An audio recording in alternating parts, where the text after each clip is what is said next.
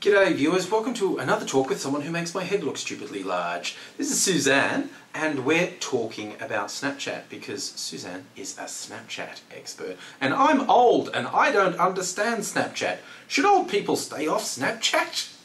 Yes, everyone out there is going, yes, don't get on it, it's just like so, don't. But you actually consult with people about how to use Snapchat, yeah? I get paid to talk about Snapchat with businesses. And older people love me.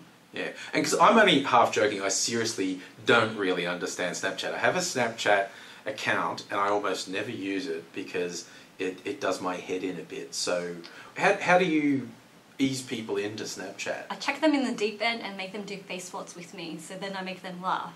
That's probably the easiest way to do it because you want to make them have good memories about a unintuitive app. And people do say, and because I picked it up for the first time in ages, like literally the previous time I picked it up, it didn't have any of the filters or anything. And I knew because I see other people's Snapchats all the time, and I'm sitting with someone going, how do I make it work? And they looked at me like, here we go, look, we're gonna do a face swap. Do a face swap. Right. That is really frightening, yeah. Oh, wow, that is... I knew it was going to be terrifying, but that is terrifying. This is classic Snapchat. Oh my god. Okay. We have to share this later. Yeah, no, definitely. That'll be all over the social medias. So, you consult to businesses as well, telling businesses appropriate ways to use Snapchat. The best way to scenario is, because I have so much knowledge about Snapchat, they ask me, Suzanne, how do I use geo filters for conferences? String, how do I use Snapchat to build up my brand? String, can you just do a workshop with me? And I get hired by production companies, major brands, even, you know, Andrew and I, we talk about how to use it as a broadcasting tool. So there's many ways of doing it. So people tell me the end game, I'm like, oh, this is the most efficient way to do it, to utilize the tool. Yeah, and we're talking, you know, this being on a YouTube channel, talking about a good way to use Snapchat for YouTube. What do you recommend? If YouTubers are wondering, how can I use Snapchat to grow my channel? Top tips.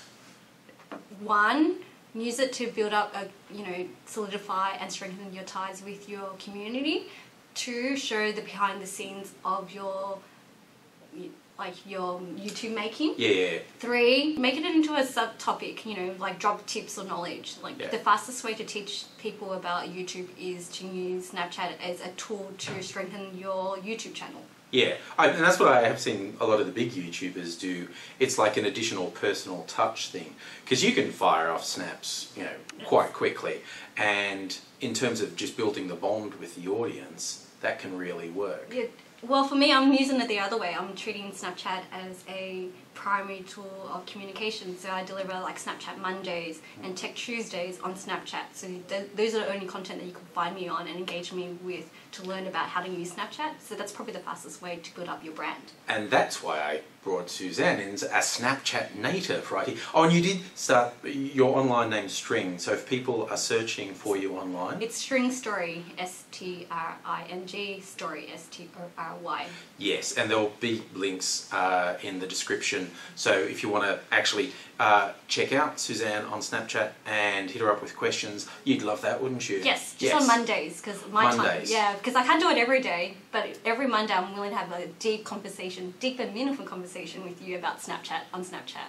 So Snapchat Mondays with String Story is something to look out for.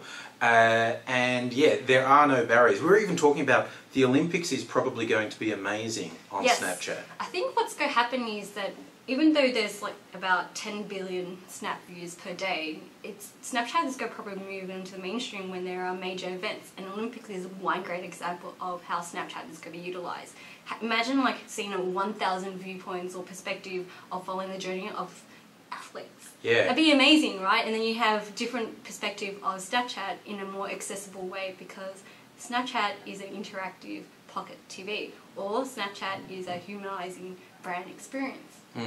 Yeah, and even I'm sure they're going to coach the Olympic athletes really hard don't be Snapchatting weird stuff in your room in the Olympic Village.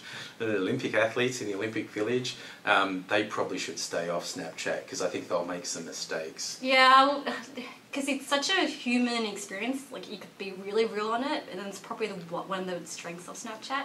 But I feel like they should do, like, you know, the do's and don'ts on Snapchat, because, you know, you don't want to see a drunk Olympian. It's not very professional. Yeah, yeah. But I imagine there's going to be a lot of the public, like, you know, grabbing snaps with athletes who are, you know, going past them and whatnot. So it's already, like, the growth of Snapchat in the last year has been enormous. But this, if it combines with a big mainstream event like the Olympics, it's going to be amazing. So if you're not already on, you want to get on now, because it's going to be big and mainstream. And if you want to know more, String Story Snapchat Mondays, you get to find out all this stuff and ask questions and learn how to use. Yes. Anything else you want to say in closing, Suzanne? No, probably what I recommend that you do is learn first. Probably, you know, the best way to learn how to use Snapchat is to follow a lot of people, but I give you permission to delete and cull people that you don't like, because sometimes because it becomes really noisy, so you become a personal curator of your time.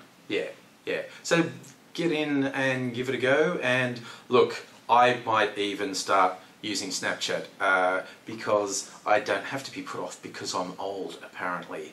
I think Snapchat is meant for old people, to feel young again. Yeah, so I'm going to get out there and have fun. I hope you've gained something out of this, and most definitely you now know a good Snapchat expert to follow and find info from. And I'll see you later. Bye.